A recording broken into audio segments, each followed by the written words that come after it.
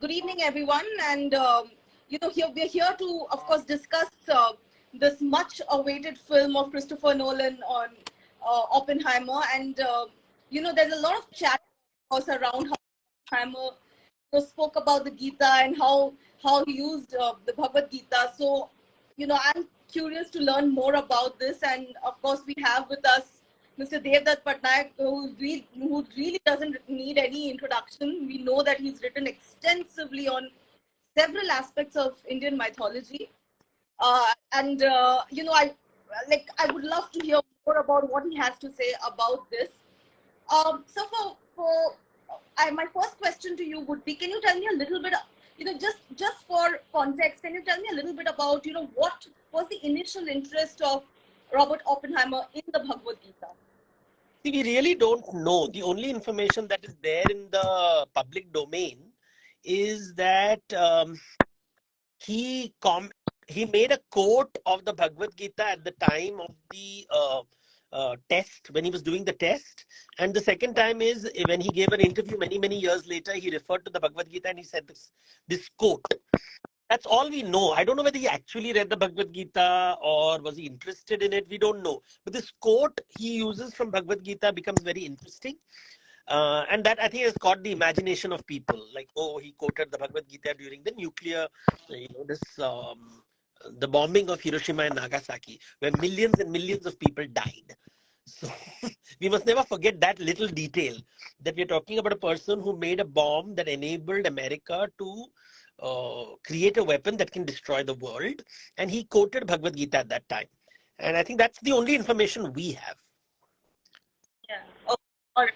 So, so we know that, science and religion are sort of, always seen in opposition with each other. And here we have a physicist, a scientist who says that who we know was inspired by the Bhagavad Gita. So, do we know that why would a religious text like the Gita come across as appealing to a scientist of the stature of Oppenheimer?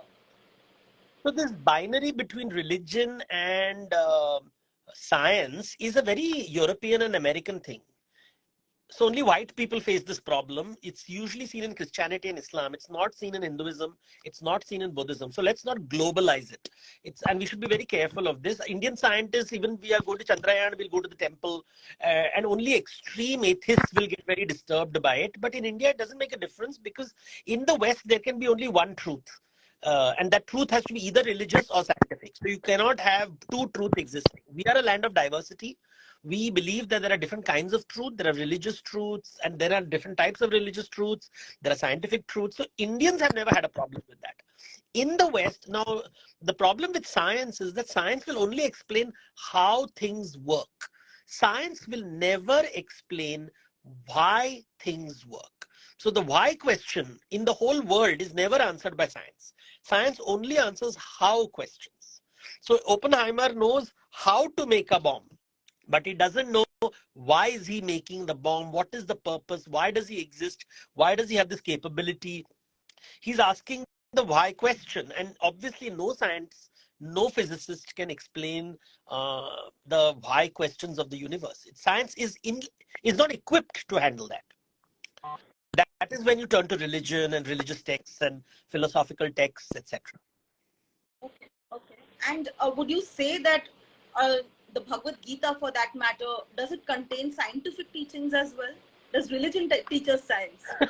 See, only if you're one of those Hindutva civilizational people, you look for science in Vedas, and they'll keep looking for science in the Vedas. And I always ask people who ask this question, what defines science? Please define science.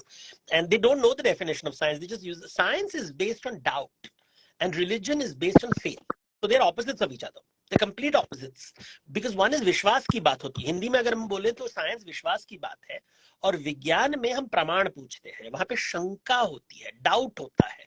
तो शंका वाला जो सत्य होता है और जो विश्वास वाला सत्य होता है, वो बहुत ही अलग तरीके से चलता है. So this trying to connect the two is a very absurd idea. They're two different paths. दो अलग-अलग रथ हैं, जैसे कि रथ के दो पहिए होते हैं, दो पहिए होते हैं, एक में विश्वास होता है, एक में शंका होता है. So when you say I believe in God, I believe in Atma, I believe in Punarjanma, I believe in this, so that is the world of realm of philosophy. I believe in things like justice. मुझे न्याय में विश्वास है. न्याय में कोई प्रमाण नहीं होता है. Anybody who is in jail will tell you that there is no justice in the world, right? Just as some people say there is no God in this world, atheists will say there is no God in the world.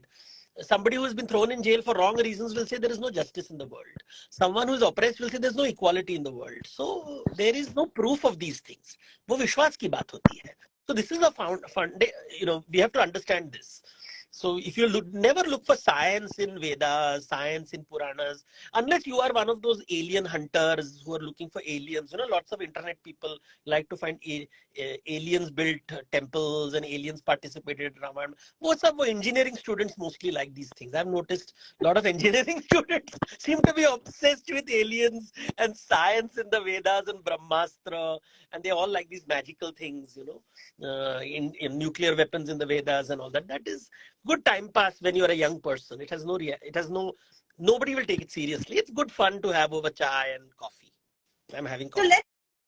So you're saying that in the Bhagavad Gita should be read in a sense as a text of philosophy and belief. हाँ, विश्वास वाला सच है ये. It is a summary of Vedic ideas. Vedanta का एक very nice summary in 700 verses. Which helps you understand life and conflict and issues and dilemmas. तुम्हारे problem को science कभी help नहीं करेगा. If you study physics, chemistry, biology, it will never talk about love. It will never talk about hatred. It will never talk about jealousy. Elon Musk जितना भी brilliant हो, वो कभी भी app नहीं बना पाएगा to reduce jealousy. ना? You cannot ask Mark Zuckerberg can create an app to build Instagram where you and I can talk to each other, but they can't reduce jealousy. In fact, they can only increase anger and hatred, but they cannot reduce jealousy. Because emotional things cannot be managed. Science cannot handle emotions. It cannot. I can't say, अच्छा मैं ये pill दूंगा और तुम कम jealous हो जाओगे. ऐसे magic pill मैं दूंगा कि even भगवान नहीं कर सकते कि मैं ऐसा एक magic दूंगा कि दुर्योधन का ईर्ष्या कम हो जाएगा. नहीं, वो नहीं कर सकते हो तुम. So that is a different. Adhyatma बहुत ही अलग शब्द है. Adhyatma और विज्ञान, I'm sorry I'm speaking in Hindi also because I think many people in India love when you speak bilingually. So I do that. And so coming back to Oppenheimer, how does he then, use this Hindu philosophical text, when it comes to his the nuclear tests, how is he connecting the two? So I tried to do some research and I found Oppenheimer. Which verse is he using? Because I had never read this line. Death, I am death, and destroyer of the worlds. I said, ये तो कभी मैंने सुना ही नहीं है. Mrityu asmi, because that would be the actual Sanskrit translation would be Mrityu asmi. I am death. And then somebody has done research on it and they said it is chapter 11 verse 32, which really says kaal-asmi. I am time, the destroyer of the world. So his translation itself is wrong. It's not I am death, it is time. Time is the destroyer of the world. So first of all, for a scientist, if he has used this sentence, and I have heard that video also I've seen of him where he keeps using this I am death and I am death. It's not I am death. It is very clear I am time. Kaal-asmi. So I am time. Kaal, any child in India knows Kaal means time. And Kaal, yes, is the destroyer. Time destroys everything. Even Buddha said, everything is with time, everything will change. Samay ke saath, Ritu Chakra, as we say, Kaal Chakra. And that is what he's saying. But of course, he gets excited because he's seeing death and destruction at a massive scale. And he's obviously seeking some kind of a spiritual background.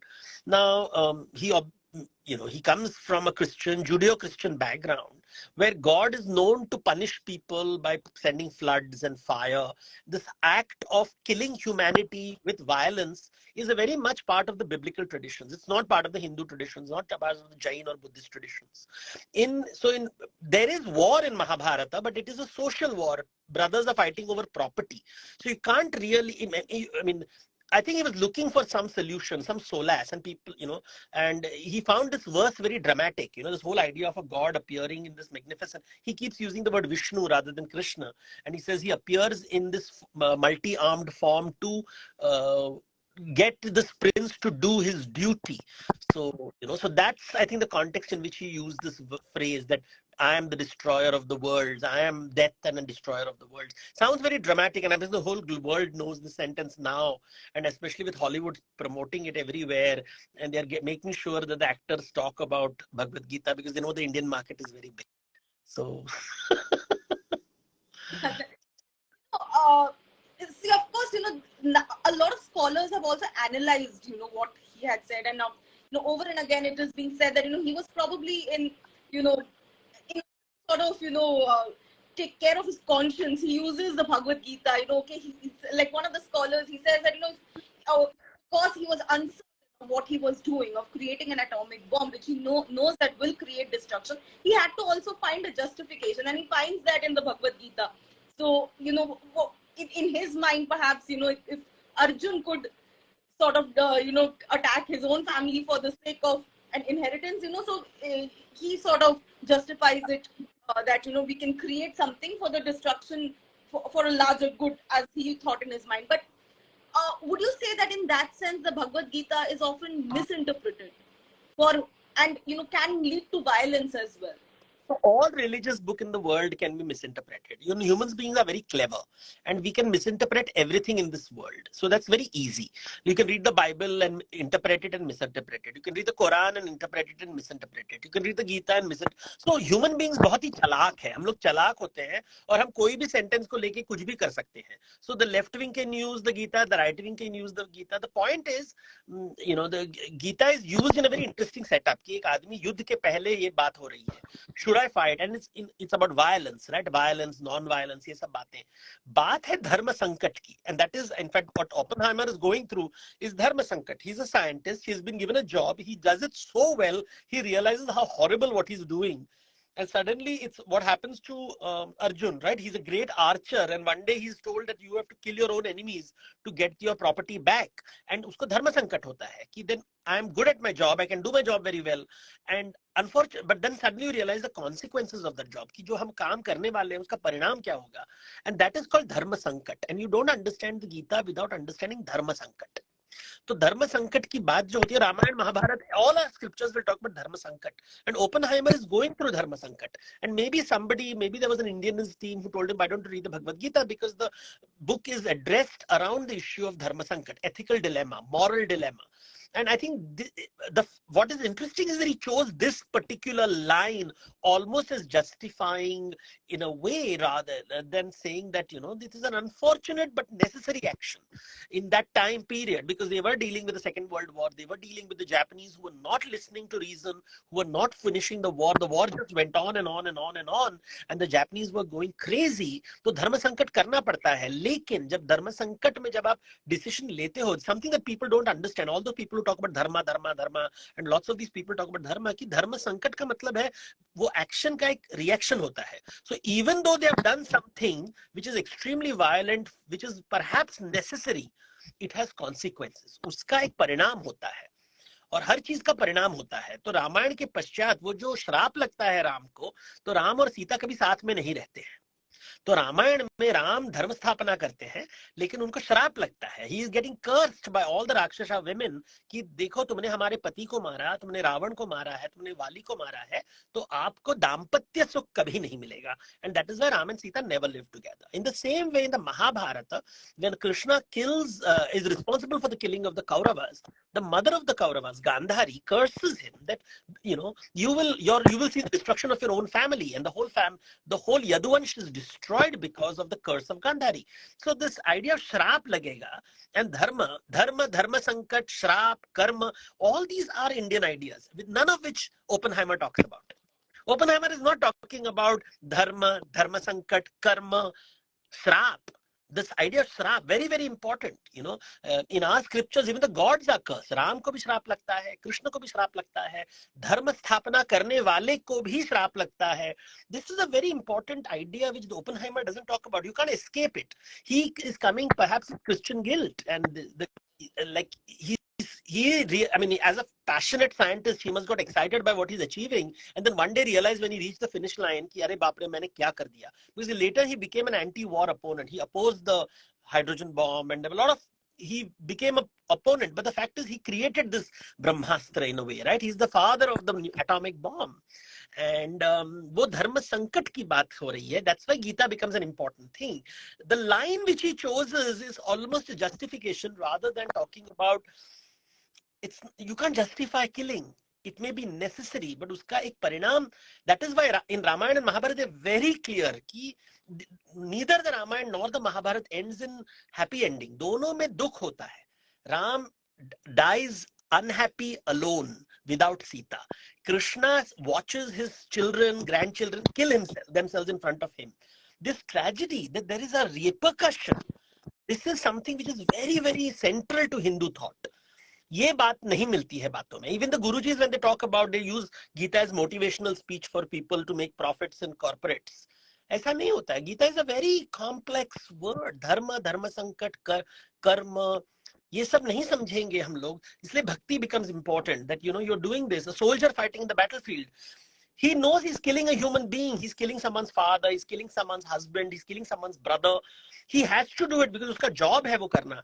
लेकिन उसका परिणाम तो होगा ही होगा. I mean, the consequences are always there, and that is something that is central to Hindu philosophy. And that, I think, I wish Oppenheimer and even, I don't know whether Christopher Nolan is going to do that. I don't think, because I talk to these white people, they don't understand. ये सब नहीं समझ में आता है उनको. They are looking for justification. Is it right to be violent? Is it wrong to be violent? Life is not so simple. Would you think, or would you say that, you know, a lot of these religious texts are sort of read selectively by people? Yeah. Okay. They're always done. That is the tragedy of life. You know, all religious texts, I mean, not just the religious texts, even history is read selectively. Nowadays we see people, you know, one group will read only that, oh, Mughals are evil. Another group will say Mughals are good. Somebody will say, you know, the British were good. Somebody will say British were bad. It is never so simple. Brahmins were bad. Brahmins were good.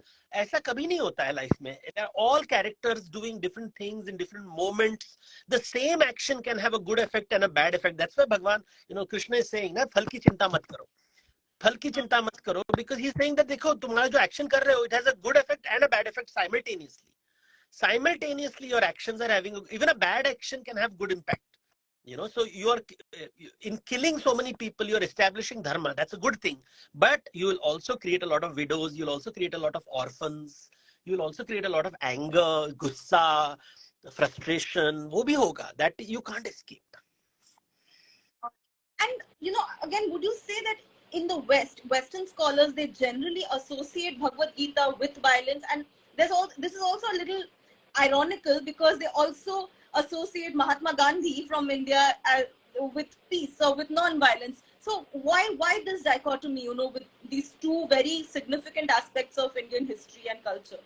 See, the West like simplicity. They like, you know, one of the reasons is they're बहुत ही narrow.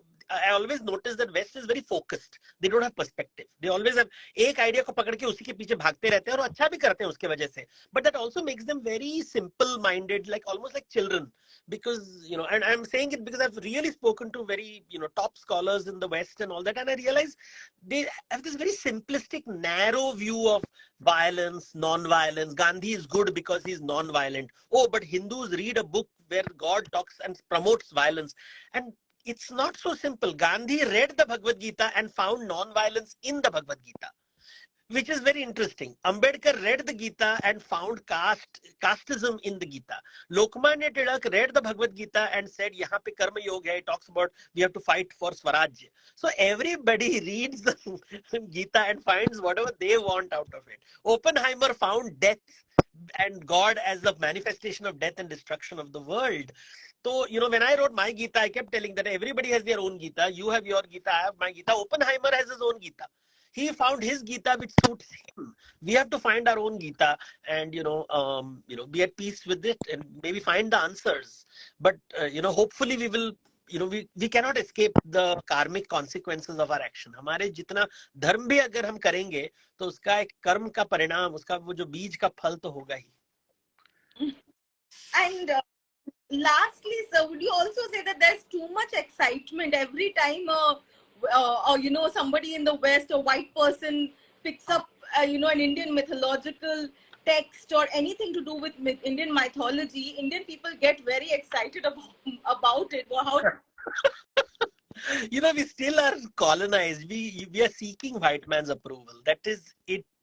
Reality, right? We know our leaders when they go abroad, they get so excited when they meet white people. White people, somehow it's still there. It's deep within us that we are seeking this kind of a validation of white people. It's very sad. We don't need anybody's validation. We are who we are. They also don't need our validation.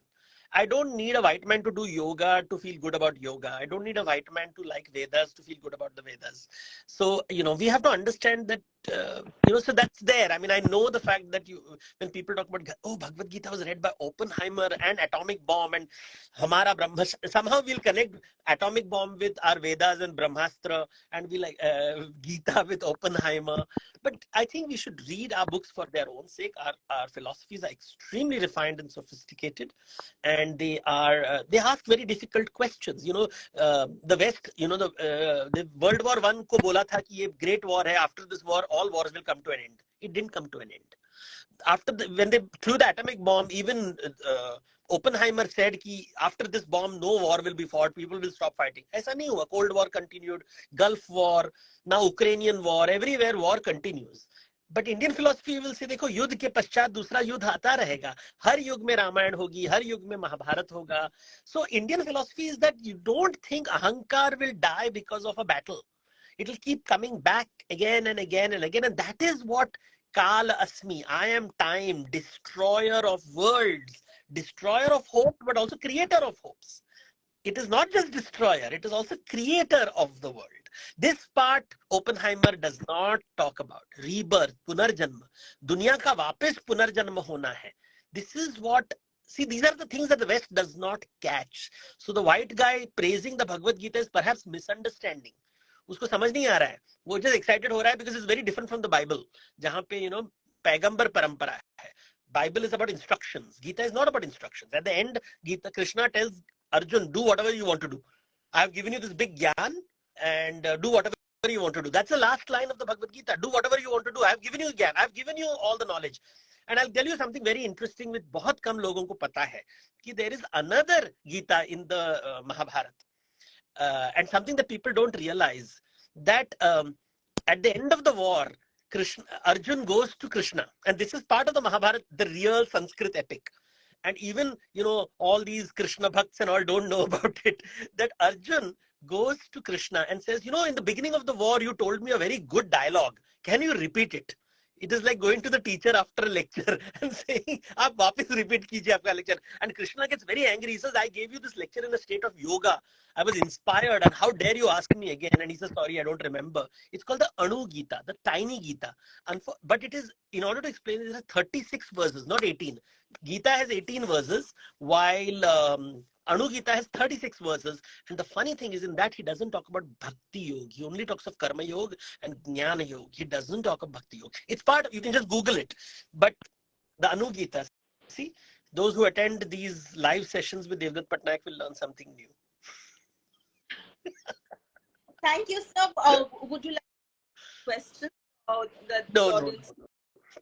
Or, I avoid all that. So thank you so much. All right. Thank you so much, sir, for taking out the time to speak with us. And thank you so much. Thank you, everyone. Thank you for joining, people. I know I don't take questions, but I do special AMAs later. But here it is only with the Indian Express. So thank you, Indian Express, for calling me and working this out. And I hope people read the Bhagavad Gita. That's important at the end of it. Thank you. Bye.